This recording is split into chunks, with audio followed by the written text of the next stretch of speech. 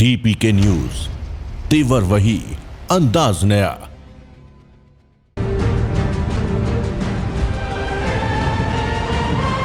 नमस्कार, आप देख रहे हो DPK न्यूज़।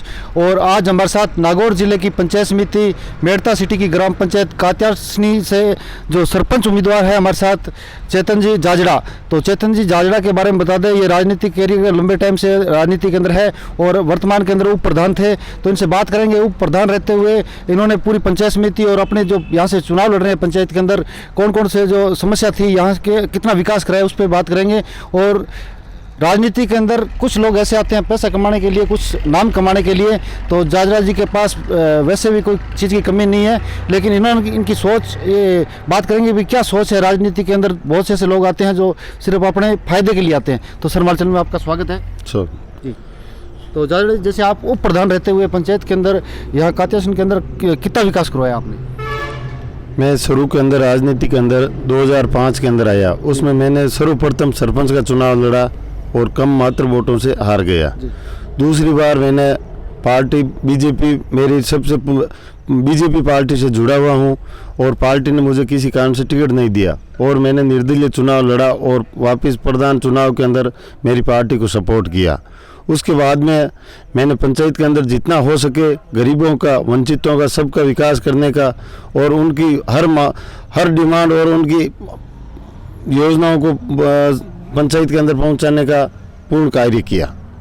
और आगे उसके बाद में मैंने जो भी विकास कार्य थे उसमें रुचि लेके ग्राम के अंदर सड़क निर्माण, पानी की कमी थी उसके अंदर ट्यूबवेल का निर्माण, सार्वजनिक भवन का निर्माण, स्कूल के अंदर फर्नीचर वगैरह कोई भी कार्य था उसके अंदर, सबके अंदर मैंने अपनी रुचि लेके और कार्य और उनकी समस्याओं का निवारण किया। जी, तो जैसे आपने पंचायत के अंदर बहुत अच्छा काम किया और आगे अभी कौन कौन से मुद्दे जनता के बीच में लेके जा रहे हो, कौन से जो समस्या जो बाकी रहेगी ग्राम पंचायत की, अगर यहाँ की आप जनता मौका देती है तो उसका समाधान करोगे आप? इसके अंदर मेरा यही एक ही उद्देश्य है कि हर गरीब तबके को प्रधानमंत्री आवास मिले और हर गरीब तबके को उसकी श्रद्धा अनुसार उसका मैं यही चाहता हूं कि 5 साल तक उनकी सेवा करूं। और कैसे करके मेरी पंचायत के अंदर एक नया नव गठित पंचायत पुरानी है लेकिन उसके अंदर एक नया ग्राम जुड़ा है, बुरियासनी।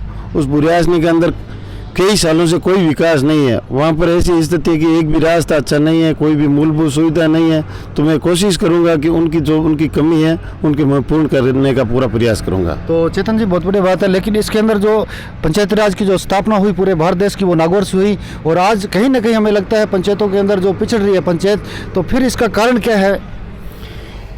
पिछड़ने का कारण यही है कि जो सरपंच चुन के आते हैं वो रुचि नहीं लेते हैं या उनको जानकारी नहीं रहती है, या फिर जनप्रतिनिधि जो महिला आती हैं वो पढ़ी लिखी होती हैं लेकिन उनके जो पावर होते हैं वो पावर छीन लिए जाते हैं। उनके जो घर वाले जो पति हैं, ससुर हैं, वो उनका मिसयूज करते हैं और इस कारण से जनता की उनकी उम्मीदों पर खरा उतरने में ये परेशानी होती है। जी, तो चेतन जी, बात करेंगे जैसे न्यायपालिका की। तो प्रथम न्यायपालिका ग्राम पंचायत को माना जाता है, फिर भी जनता को न्याय नहीं मिल पाता और इस क्षेत्र के अंदर तो बहुत बड़ी घटना घटी, लेकिन कुछ न कुछ राजनीतिक कमजोर रही, उसी वजह से ये इतना बड़ा जो कांड हुआ। लेकिन आपको क्या लगता है, जैसे यहाँ की जनता आपको अगर मौका देगी तो क्या जनता को सही न्याय मिल पाएगा?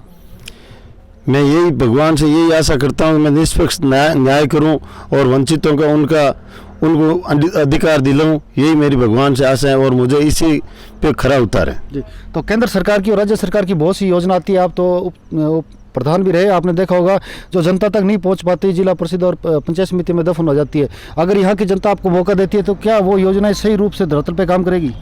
भाई, मेरे 10 साल का अनुभव है, उसका मैं जनता तक उस अनुभव का फायदा पहुंचाऊंगा और केंद्र सरकार की, मोदी जी की सरकार की जितनी भी योजनाएं हैं, स्टेट गवर्नमेंट की जितनी भी योजनाएं हैं, उनको ज़्यादा से ज़्यादा जनता तक पहुंचाऊं, उनको फ़ायदा पहुंचाऊं और उनको जागृत करूं कि ये योजनाएं आपके फ़ायदे के लिए हैं और इसका ज़्यादा से ज़्यादा उपयोग करें। जी, तो एक पार्टी विचारधारा रहती है लेकिन सरपंच की कोई पार्टी नहीं होती। आपके सामने भी कई कैंडिडेट जो चुनाव लड़ रहे हैं, तो आपको अगर ये जनता मौका देती है तो क्या सभी को साथ में लेके चलोगे या कोई द्वेष भावना रहेगी?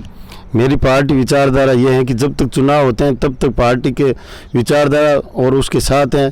अगर कोई भी चुनाव के अंदर चुनाव होने के बाद में, जीत होने के बाद में कांग्रेस पार्टी, बीजेपी पार्टी, चाहे कोई भी पार्टी हो, सभी एक सबका कार्य करना मेरा फर्ज है और कर्तव्य है। जी, तो आपको क्या लगता है जो आपने विकास कराया, क्या विकास के नाम पे अब की बार यहाँ की जनता आपको चुनेगी या इसके लिए भी आपको प्रयास करना पड़ेगा? प्रयास तो हर चुनाव के अंदर करना पड़ता है, लेकिन मुझे आशा है कि मैंने जो कार्य किया है और जनता को ये भी आशा है कि आगे भी कार्य करवाते रहेंगे और मुझे इसी के आधार पर जनता 36 को मुझे चुनने का प्रयास करेगी। जी, तो चेतन जी, हमारे मीडिया के माध्यम से यहाँ के जो मतदाता है उनको क्या संदेश देना चाहोगे आप? मैं तो यही संदेश देना चाहता हूँ कि भाई जो परखा हुआ है और उसी को वोट दें, जो विकास का कार्य करें उसको वोट दें, शिक्षित को वोट दें, अनपढ़ को वोट नहीं दें। और आगे युवा सोच है मेरी, मैं सब जो 5 कैंडिडेट हैं उनमें सबसे कम उम्र का हूँ और मुझे चुने और मुझे विकास की रफ्तार को आगे बढ़ने का मौका दें। जी, तो आप एक युवा हो, तो युवाओं के लिए अपनी पंचायत में क्या काम करोगे आप? युवाओं के लिए जो खेल मैदान की यहाँ कमी है वो खेल मैदान पूर्ण करने का प्रयास करेंगे।